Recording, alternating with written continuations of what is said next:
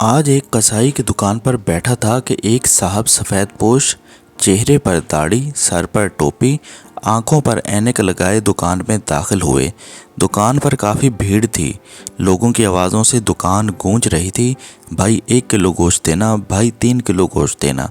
جیسے ہی وہ صاحب داخل ہوئے، کسائی سارے گاہکوں کو چھوڑ کر ان سے مخاطب ہوا۔ جی ½ کلو گوشت، نوجوان نے کہا۔ کسائی نے فوراً بہترین گوشت کا ٹکڑا کاٹا اور بوٹی بنا کر دے دی۔ ان صاحب نے پیسے دینے کے لیے ہاتھ بڑھایا تو کسائی نے لینے سے انکار کر دیا۔ انہوں نے کہا، جاوید بھائی، آپ ہمیشہ ایسا ہی کرتے ہیں۔ کسائی مسکرا دیا اور وہ صاحب دکان سے باہر نکل گئے۔ لوگ گلے شکوے کرنے لگے کہ ہم کب سے کھڑے ہیں اور کسائی کو چربی چڑھی ہے، گاہک کی قدر نہیں ہے۔ میرا بھی تجسس بڑھا۔ میں دکان خالی ہونے کا انتظار کرنے لگا۔ گاہک نپٹا کر جیسے ہی کسائی فارغ ہوا، میں نے کہا 2 کلو گوشت چاہیے۔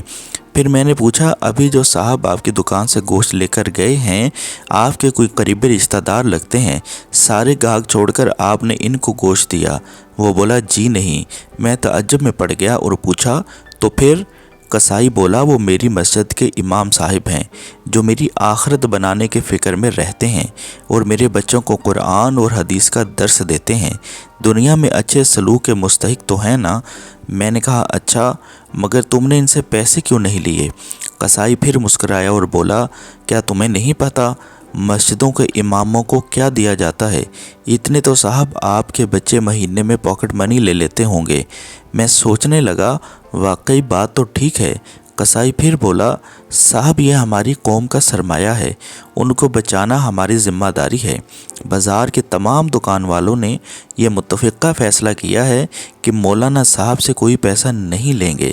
صرف میں ہی نہیں، یہ نائی، یہ جنرل سٹور والا، یہ ٹیلر، وہ ڈاکٹر صاحب، کریانے والا، دودھ والا اور سبزی والا، کوئی ان سے پیسے نہیں لیتا۔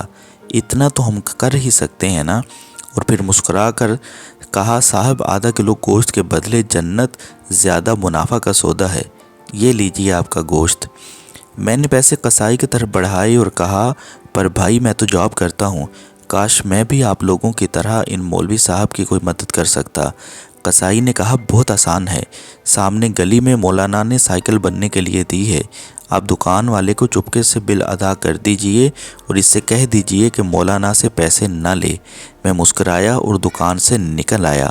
اس کسائی سے آج مدد کا ایک نیا سبق سیکھا تھا۔